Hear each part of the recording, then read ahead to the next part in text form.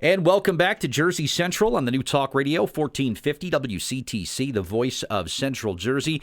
I am Burt Barron. We're inside the Forbes Jeweler Studios today. And joining me now on the Jersey Central Newsmaker Hotline, we're so excited to welcome our next guest back to WCTC.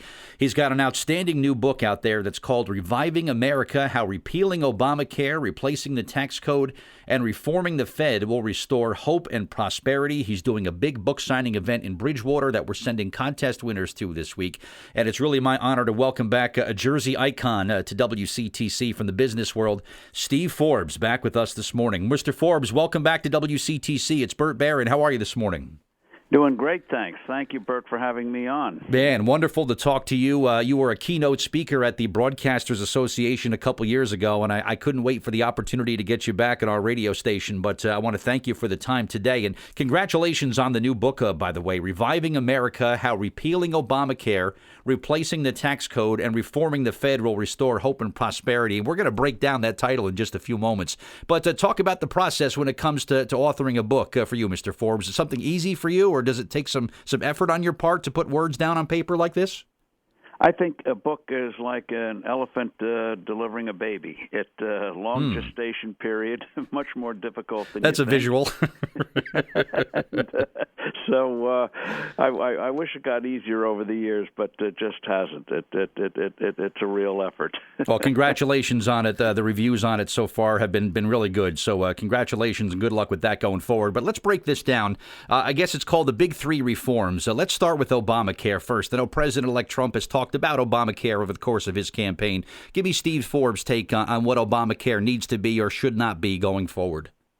Well, the whole thing revolves around making the healthcare system more centered on patients rather than third parties.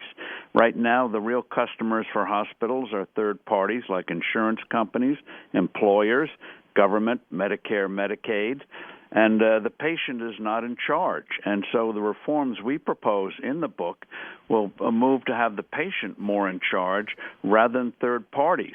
Right now, if you go to a hospital or clinic and you ask in advance what a treatment's going to cost, they give you a strange look. It means either you're uninsured or you're crazy. Why do you want to know the price? Let insurance take care of it. And so as a result, the patient is not treated the way he or she should be. You go to the hospital and you often feel that the specialists don't talk to one another, that the thing seems to be sort of out of control, even though the care is good and the quality of the people are good. And the proof of it is, the crummiest motel in America, Bert, wouldn't dare put you in a room with another guest with a curtain in between. A sick guest. You're right. Routinely do in hospitals. And so reforms we propose include allowing nationwide shopping for health insurance, so that if you want to buy a policy offered in Pennsylvania or Wisconsin, you can. Right now it's illegal. You can buy a car in Pennsylvania, but not the insurance. That way you get scores of companies competing for your business. Transparency, having hospitals and clinics post their prices.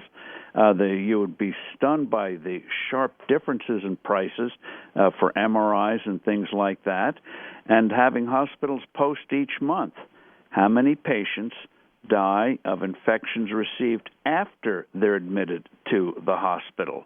90,000 patients die each year from infections received in the hospital after they're admitted. So a lot of basic good pro-patient reforms and a good safety net. So if you do have a chronic condition, I think Republicans will tackle this next year, you're not going to be abandoned. You will be covered. Okay, I think that's what we want for all Americans in New Jersey and elsewhere, of course. Another leg of this has to do with the tax code. I know this is something you're pretty passionate about. I recall very vividly when you ran for president, Mr. Forbes. You had my vote. I think I might have been 20 or 24 at the time, and I was going to vote for you, obviously. But talk about reforms that we need for the tax code going forward. What would you like to see change there? Radical simplification. As you know, the tax code today is more than 10 million words when you take the code and all the attendant rules and regulations. Nobody understands it. Several years ago, Bert, a magazine called Money did a survey. They took a hypothetical family, gave its numbers, family's finance numbers, to 46 different tax preparers, asked them to prepare the family's tax return. These are people top in the field, and you know what they got back? 46 different returns, 46 different estimates, thousands of dollars difference, this from people who make their living. So I would like to see the whole thing junked, put in a simple flat tax, single rate, generous exemptions for adults and for children. A family of four, for example, would pay no federal income tax on their first $52,800 of income, no tax on savings, no death taxes. Do the same kind of radical simplification on the business side, reduce it to 17%, instant capitalization of your capital expenditures. And you could literally do your tax return on a single sheet of paper, a few keystrokes on the computer. Now, looks like Trump will go for some simplification, but I hope to push them to do much, much more. We spend 6 billion hours a year filling out tax forms. It's a scandal. We should be able to do it in a few minutes. Wow, it made all the sense then. It makes all the sense in the world now, too, Mr. Forbes. It's almost borderline common sense. It really is, and hopefully. And just think for one second of the missed opportunities. We spend $200 billion a year complying with this idiot tax code. Think over the last 20 years, Bert, of those tens of billions of hours, literally trillions of dollars, had been spent instead on creating new products, new services, new medical devices, new cures for diseases instead of this crazy code, how much better off all of us would be. Yeah, all great points. Steve Forbes is our guest this morning here on WCTC in Jersey Central. We're going to give out some information about his book signing that is coming up in Bridgewater this Sunday and tell you how you can register for an opportunity to come and meet Mr. Forbes and purchase a copy of his new book. The other component of the brand new book talks about, is this reforming the Fed? How to what extent do you, when you say reforming, that can mean a lot of different things. What did you have in mind for that? A lot of things. One is stop mucking around with the value of the dollar. We don't change the number of inches in a foot each day or the number of minutes in an hour each day. Keep the dollar stable in value. Stop suppressing interest rates, which hurts, as we explain in the book. Credit going to small and new businesses. Mortgages being very uncertain for people. And so we got to get our credit markets working. So basic, sensible reforms.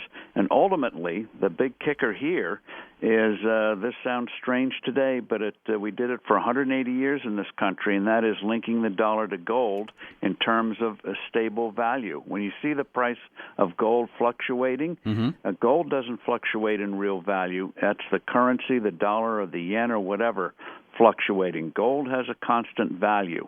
And we did it for 180 years from the time of Alexander Hamilton right through the 1970s, and we had the highest average growth rates in the history of the world. Since then, we've gone below average, which is one reason why we have the disastrous economy today.